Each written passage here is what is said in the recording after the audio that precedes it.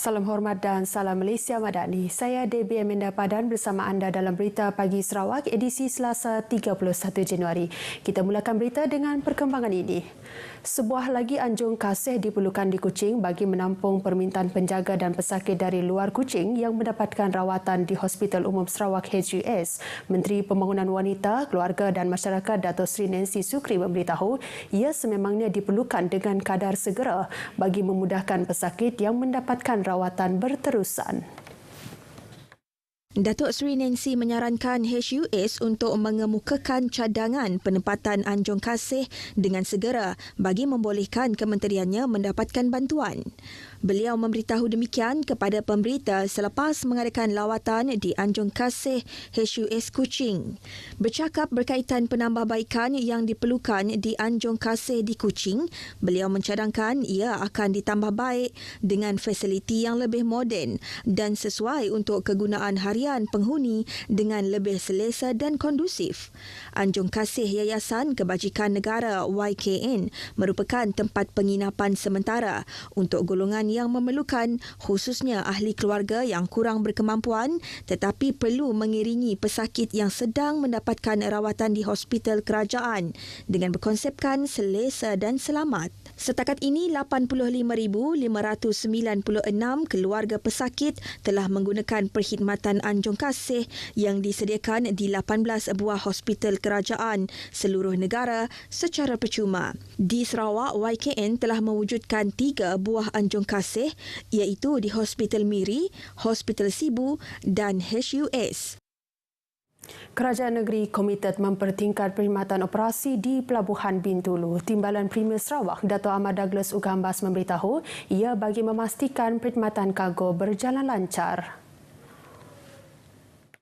Ujar Dato' Ahmad Douglas yang juga Menteri Infrastruktur dan Pembangunan Pelabuhan MIPD, ia adalah penting bagi kedua-dua pihak pengendali pelabuhan, pihak berkuasa pelabuhan selain pengguna dan pelabur pelabuhan. Efficiencies have increased. The turnaround now of kapal is between 4 to 6 days. Depends on their cargo, and that is indeed a big improvement from the 20 days it was done before. And I must congratulate the management. They have taken up the challenge and know that if all of us work together, nothing cannot be achieved. Beliau berkata demikian pada sidang media selepas merasmikan tree planting program di Samalaju Industrial Port Bintulu. MIPD dan Lembaga Pelabuhan Samalaju akan sentiasa memantau dan mengambil kira sebarang isu yang dibangkitkan pengguna pelabuhan atau mana-mana pihak. Penstrukturan semula pejabat Jabatan Kerja Raya di seluruh negeri diyakini akan membawa hasil positif dalam pelaksanaan projek di setiap bahagian. Timbalan Premier Sarawak, Dato' Ahmad Douglas Ugambas berkata, ini menerusi penempatan lebih ramai jurutera dan kaki tangan teknikal di pejabat wilayah ditempatkan di pejabat JKR bahagian berkuat kuasa 1 Januari lalu. Jelas Dato' Ahmad Douglas menerusi kenyataan media dengan adanya pelaksanaan ini bermakna kapasiti setiap pejabat bahagian dapat dipertingkatkan untuk menguruskan setiap projek masing-masing. Tambahnya, JKR kini dibenar melaksanakan projek persekutuan yang bernilai RM50 juta ke bawah tanpa perlu merujuk Putrajaya. Pembangunan infrastruktur asas di utara negeri ini adalah menjadi keutamaan Kerajaan Sarawak. Timbalan Premier Dato' Amar Awang Tengah Ali Hassan berkata ia meliputi pembinaan jalan raya, jambatan, bekalan air dan elektrik serta telekomunikasi selain infrastruktur pendidikan dan kesihatan. Dato' Amar Awang Tengah menjelaskan ini termasuk beberapa projek jalan raya seperti Lebur Raya Pesisir Utara dijangka dilaksanakan tahun ini. Satu daripadanya ialah the Northern Coastal Highway ini. InsyaAllah kita akan mulakan pada tahun ini. Dan kita juga sudah mendapat persetujuan daripada Kerajaan Brunei. Sarawak Link Road juga akan dilaksanakan. Fasa pertama sudah dalam pembinaan semasa ini dan ini akan kita teruskan. Dan begitu juga jalan yang menghubungkan terus ke sempadan di antara Sarawak dengan Indonesia juga dalam perancangan kita. Bahkan katanya ini termasuk pembinaan jalan susur, jalan luar bandar dan jalan kampung. Manakala projek jambatan katanya dijangka dilaksanakan serentak dengan pembinaan jalan raya kerana ia merupakan laluan utama. Selain itu, penyambungan bekalan elektrik melalui sistem grid yang dijangka siap pada tahun depan melengkapkan keperluan bekalan elektrik di Limbang dan Lawas sekaligus berupaya memperluas bekalan tersebut di kawasan di luar bandar. Beliau menyatakan demikian kepada media selepas menghadiri perayaan Tahun Baru Cina di Limbang.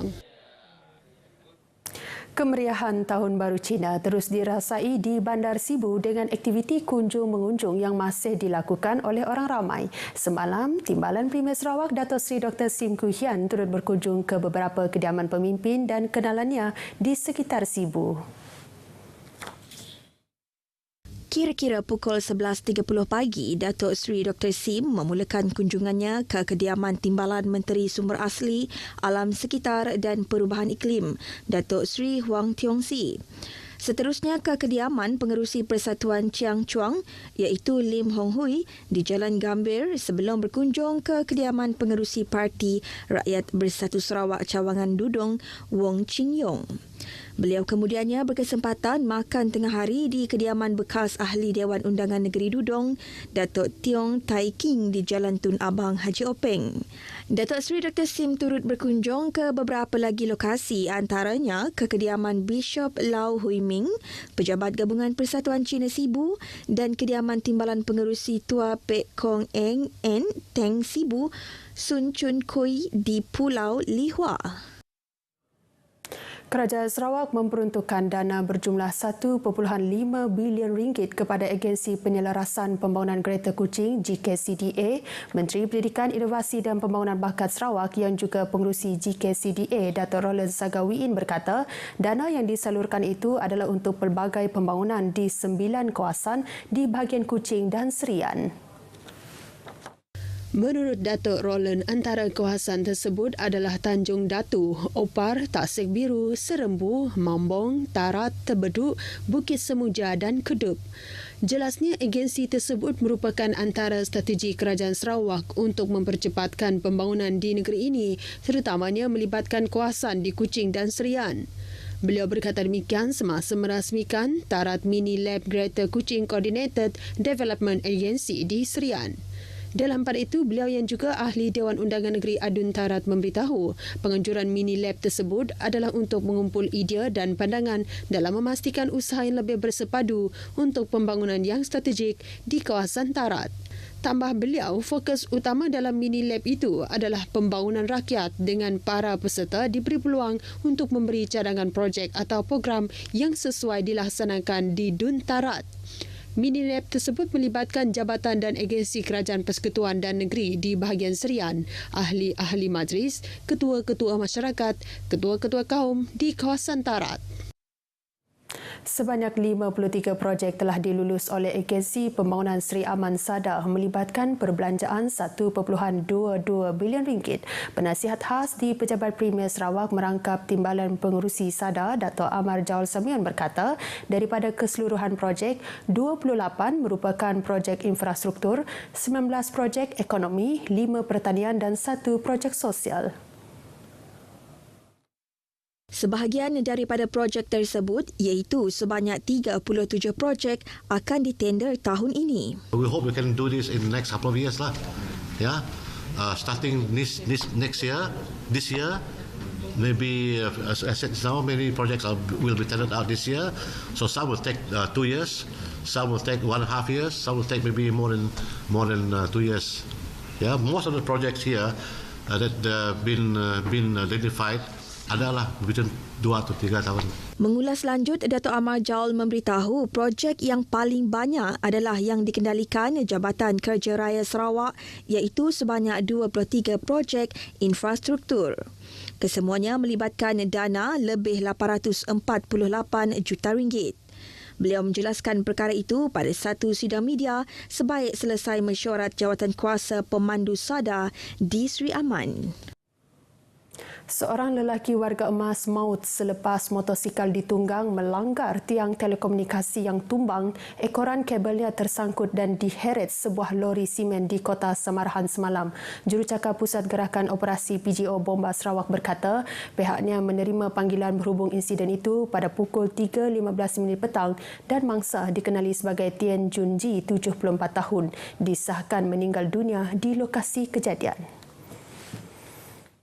Menerusi kenyataan bomba, setibanya di lokasi kejadian, didapati sebuah lori telah terlekat kabel telekomunikasi dan mengheret kabel tersebut beberapa meter dari lokasi asal sehingga menyebabkan beberapa tiang tumbang di tengah jalan dan dipercayai satu daripada tiang itu telah dilanggar mangsa. Menurutnya, pasukan bomba bertindak memotong kabel yang menghalang laluan kenderaan dan tiang telah dialihkan selepas mendapat kebenaran pegawai Telekom Malaysia yang berada di lokasi kejadian. Sebanyak 16,425 buah kenderaan telah diperiksa sepanjang operasi Tahun Baru Cina 2023. Jabatan Pengangkutan Jalan JPJ Sarawak menerusi laman Facebooknya memaklumkan bahawa sebanyak 1,233 notis ketidakpatuhan terhadap Undang-Undang Jalan Raya telah dikeluarkan. Daripada jumlah tersebut, sebanyak 617 kes melibatkan pemandu motorkar, 478 kes penunggang motosikal, 11 kes pemandu bas, 125 kes kenderaan perdagangan dan 2 kes lain-lain. Ia melibatkan notis ketidakpatuhan jalan raya seperti tiada lesen memandu, cukai jalan tamat tempoh, tiada perlindungan insurans pihak ketiga dan memotong di garisan berkembar.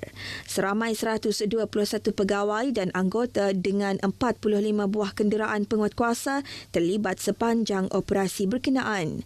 Pihak JPJ akan sentiasa melakukan penguatkuasaan secara berfokus dalam memastikan pengguna patuh kepada peraturan dan undang-undang sedia ada. Salam hormat dan salam Malaysia Madani.